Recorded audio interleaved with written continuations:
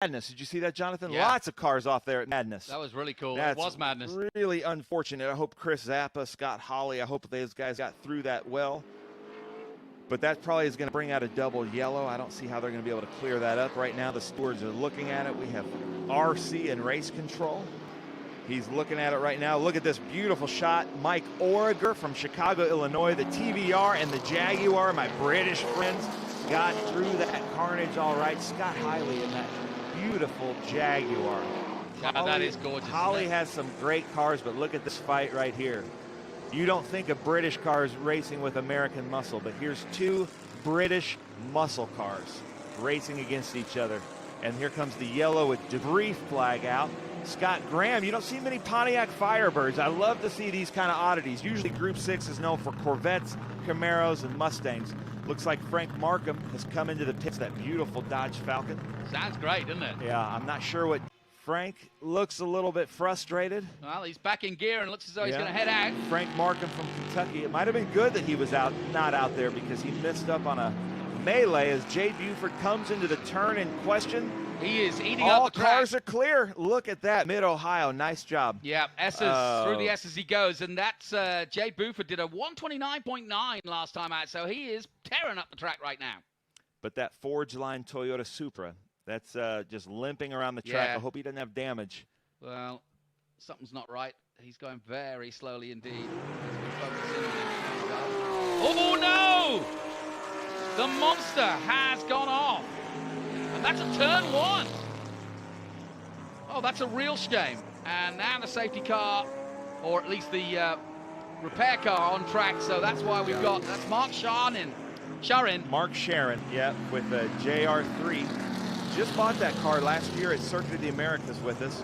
Put it back in that monster livery. There's a couple of Poncho Weaver Trans Am cars out there right now, but it looks like he's stuck in the kitty litter. It's going to take a while. You see that orange Dodge Challenger right there. That's another Poncho Weaver car driven by Hinkle.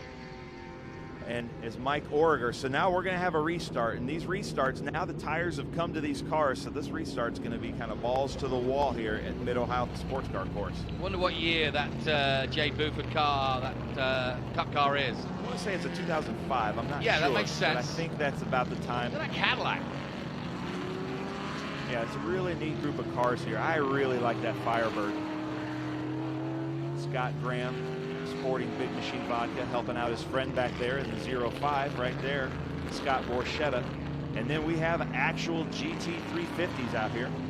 Yeah, give a shout out to Scott Borchetta and his team from Big Machine Vodka because they've been making hand sanitizer for the paddock and bottling it up throughout the COVID pandemic. And so thank you to Big Machine. It's great, the Mid-Ohio crews got the car on the hook. Looks like it's going to be able to go. Is Mark Sharon going to be able to fire it up under its own power now that he's dug out? What happens if this is your first time with motorsports? You can see that gravel down there in the bottom third, and that's really, really thick. I don't think he can get it going. I think he's got a problem. It slows these cars down quite a bit so that they don't hit the wall. It's a safety feature of these tracks. Well, the safety car has got its lights off, but I'm not so sure they're going to be able to get the monster car out of the way because they took the tow off him, but he couldn't get it restarted and powered up. And so, we have lots of cars in the pits. Yep, several cars coming into the pits to use the time while we're not racing. But I've got a feeling we may not go back to racing just yet. We'll soon find out. I want to thank Tom Lemkuhl in that Acura right now, driving our pace car around, keeping these monsters behind him. That's Frank Markham again, looking into Frank Markham's car. That car rarely has trouble. Frank's a really good driver, really friendly guy out of Kentucky. He has all kinds of great race cars that he races with us. I know he's disappointed. He put on a great show here at Mid-Ohio last year. Yeah, the yellow flag is still out, so we're going to continue to go. Yeah, he's not gone anywhere. Unfortunately, they've swapped it round now, and they're going to drag him out. They thought they could just drag him back so he could get restarted, but that wasn't enough, unfortunately. So the lights come back on for the pace car. The safety car, as it should be called. So the first three that you saw there in the shot is our first three in Group 10. Then the next three are our first three in Group 6. Yeah, I picked my Jaguar out. That's what I want. You've got Michael Origer in that beautiful 969 Corvette from Chicago, Illinois. Looks like that's Frank Markham there talking to his mechanic. Yep.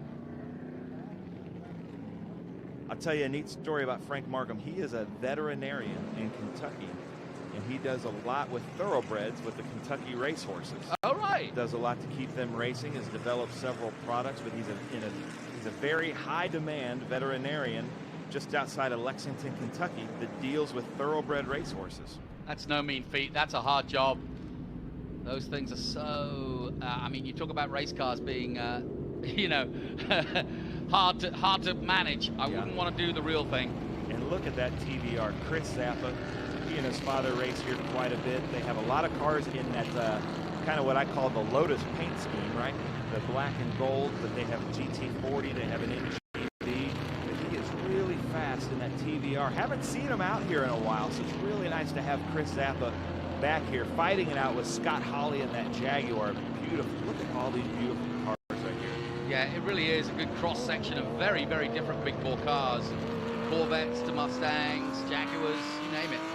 And I think a lot of people think that people are crazy for driving real GT350s out here, but we just thank them so much for keeping those things alive out here racing, as Carroll Shelby intended.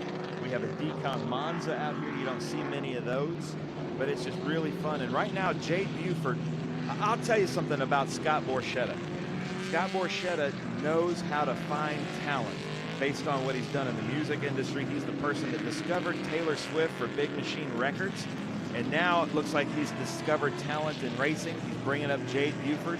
And if you know anything about Scott Borchetta and the talent that he's discovered in the entertainment industry, it's probably going to cross over to the motorsports. So look for Jade Buford to be making huge strides in the NASCAR Xfinity Series. And Borchetta's a big believer that nice guys can finish first. And what I mean by that is that when he looks for talent and investing in that talent, he likes to think that that also means that you look in the whole man, the whole woman, and everything that goes with the package. It's not just a case of talent. There's a lot of talent out there amongst the youngsters, but it's who knows how to market themselves well and hold themselves well and be a representative and an ambassador to all and sundry. Lights are out. Here we go. So we're back to racing here in our big bore men. Group 6, Group 10, and Group 12. Away we go. The Cup car leads them through onto the main straight and down towards the Honda Bridge again. Michael Orger ports out. He's right there in the 969 Corvette. But look at this battle we've got, because he's got a ton of horsepower, but then he's got two cars right behind him that have a little bit more balance and braking. And I really am looking forward to seeing this fight between the TVR Chris Zappa and Scott Hawley in that beautiful E-Type Jaguar. Could get a good battle also between that Dodge Challenger in third and the Chevrolet Corvette. Harry Hinkle holding off at the moment, Michael Orgier, who had a problem yesterday, but has obviously got it back together. He was parked up yesterday. I don't know what the problem was, but they've got him back out there. And again, building on that lead, Jay Buford. Whoa, that was close, the Challenger. Getting very close indeed. Yeah, I want to see a shot of that Mercury Cougar of Gary Moore. You don't see many Mercury Cougars, and that's a really fast car out here.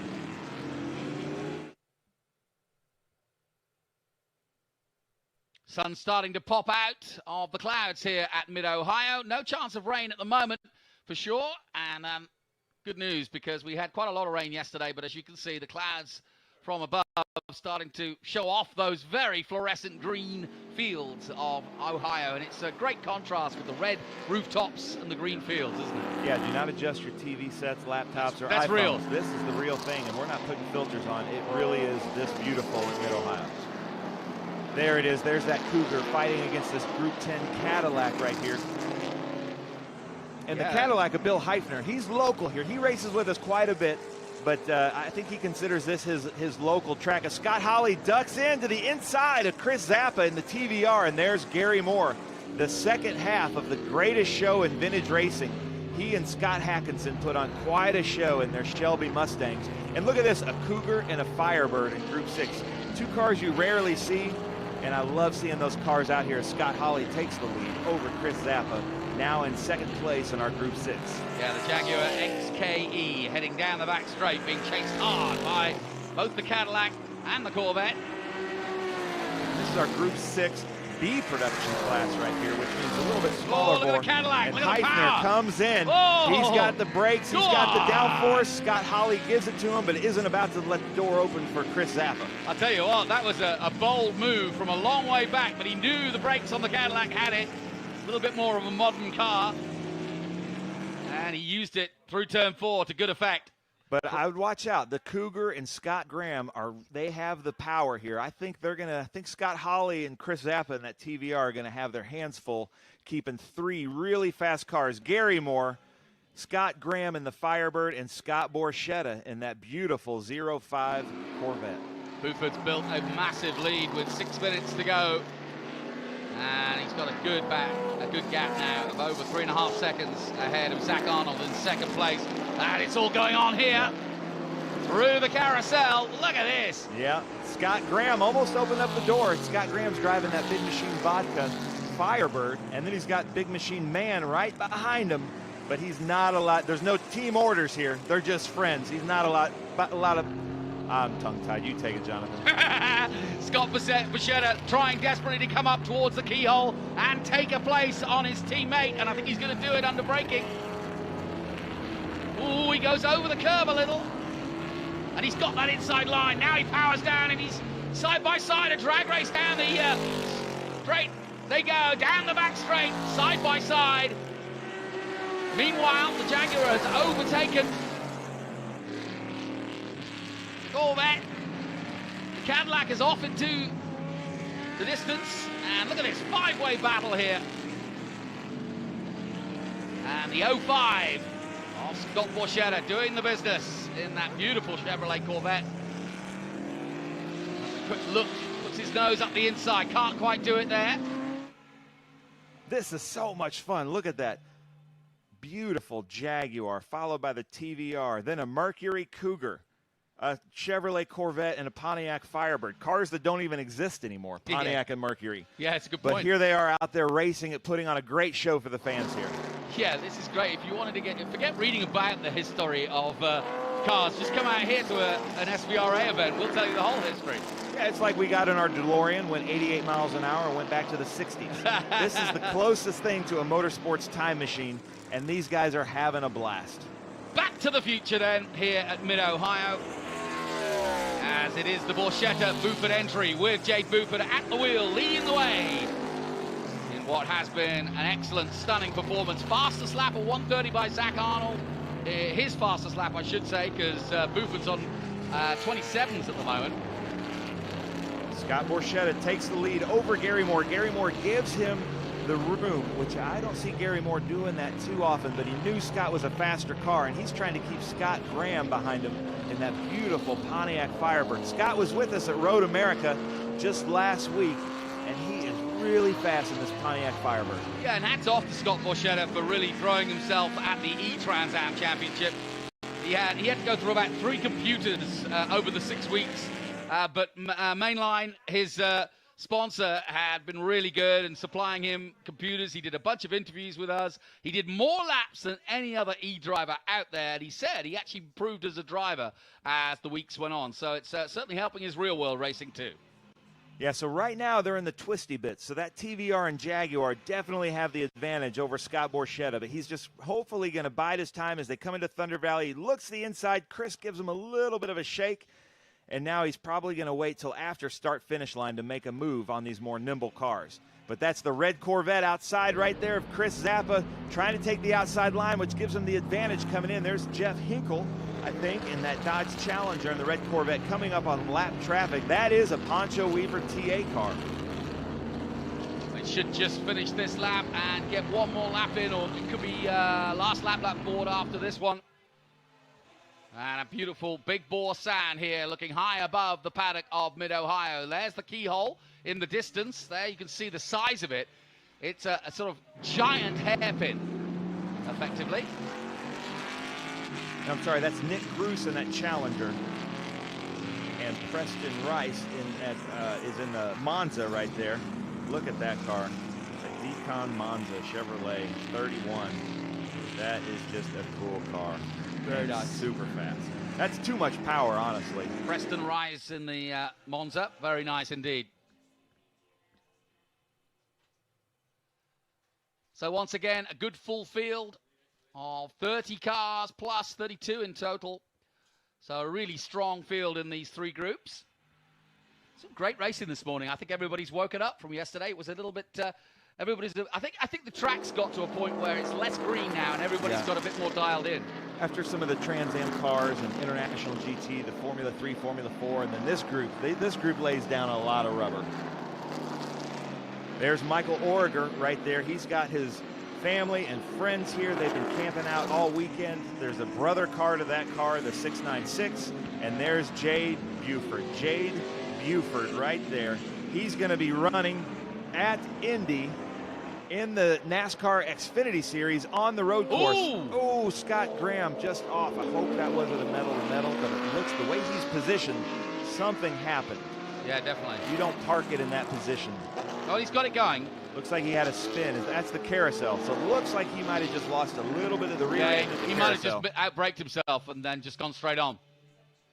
Now, talking to tires, you say they put a lot of rubber down. How does it work in terms of, we've got so many different big bore machines out there. How does the choice of tires, and they don't have to be era tires, do they? They do have to. It depends on the group. But like in Group 10, they have different tire rules. Group 6, I think they're required to run a bias ply tire. And that's a pretty soft compound, just as they did in the day. And we don't mandate a tire manufacturer, but it seems like right now in Group 6, Hoosier is the tire manufacturer of choice, but we also have some Goodyears out there. In Group 10, they run slicks, which just give them a little bit more traction. I believe some of them are slicks, some of them are radials. But in Group 6, Rick, our head of tech, is very particular about the tires that they're running. And if they come in the wrong set of tires, he puts them in a different group. It's our first proper look at the man running in second place, Zach Arnold, in the Chevrolet Corvette, the blue and silver. And just about to head down the back straight for the last time in the 55. And that low-sounding grunt as he heads to turn 4. Chris Zappa has actually taken the lead over Scott Hawley, and then there's Gary Moore right behind Chris Zappa. So in Group 6 has really changed hands quite a bit. This is the final lap then in our latest race for the Group 6, Group 10 and Group 12A. And after this, it will be something quite different because we'll take a short break and we'll be back with more action from the SVRA Speed Tour. We got to see if Chris Zappa can hold on for the British cars. Come on, Chris. Hold on for podium. Mike Orger wins Group 6, it looks like. Jay Buford has already taken the checkered flag. He's gone home. But that was a great performance. And a lot of power to work with. And as you say, he knows what he's doing. He's going to be in the Xfinity Championship. Yeah, he's going to be running How all old the is road he then? courses. I interviewed him yesterday on the podium, and I would say he probably can just barely legally vote. Oh, my word. Well, he's got my vote. So, Jay Buford wins in the Cup car. Zach Arnold will take second place. Quite a distance between them, but it doesn't matter. That's Bill Heifner coming in 4th place in Group 10 in that beautiful Cadillac. But I want to see Group 6. There it is. Scott Borchetta is trying to take second place from Michael Origer coming. Oh, Michael gets loose. Go on, Scotty. Here they come. And they cross the line. Michael Origer, Scott Borchetta, second in Group 6. Let's see if that TBR can hold off Gary Moore. It looks like he barely did. He had the lights on. It looks like Chris Zappa, third in 6, first in 6 BP. What a great race, Jonathan. Yeah, good fun. And fun? The sun's come out just at the right time. And we are back to racing in the real world, as they say. Everybody's been sim racing for the last 2 months, 3 months. It's been a bit of fun, but we all want to go real racing. Good crowd here at Mid-Ohio, and as you mentioned earlier, not a lot of time to decide whether you were coming or not. They only had a few days' notice, but they've certainly marched out here with the RVs, and you can see from high above just how popular this event has become over the weekend. Well, Jonathan, that was such a great race. I'm going to go do a podium celebration for these guys. Well, yeah, you go and do a celebration with them. I'll stay put, and thanks, Ben Sissel. He's going to head off to the podium to talk to the big boys of our previous group. We'll take a short break. We'll be back very soon.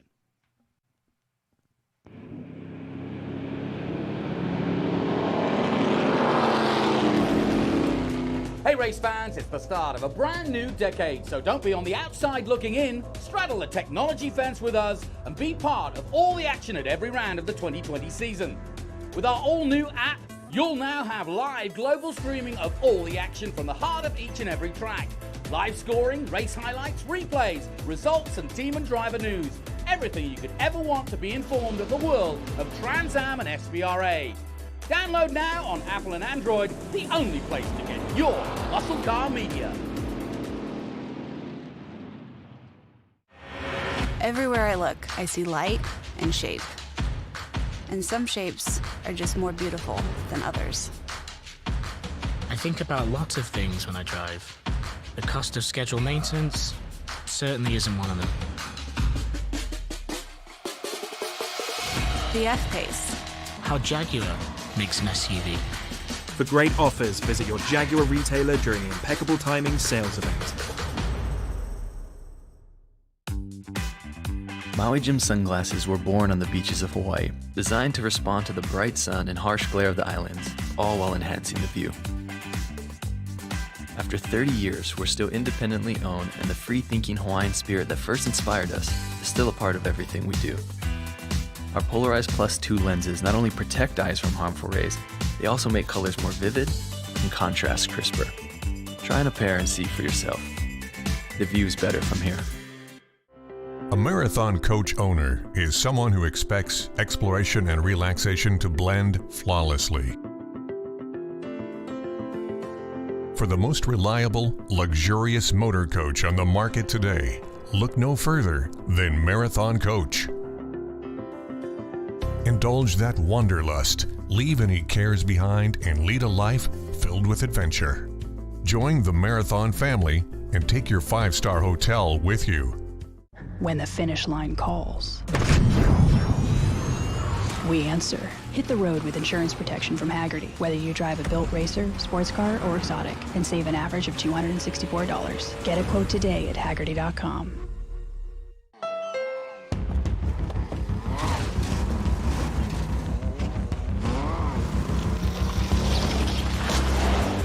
There's a challenging spirit within Honda. It gives us the courage to go faster and the thinking to make it real.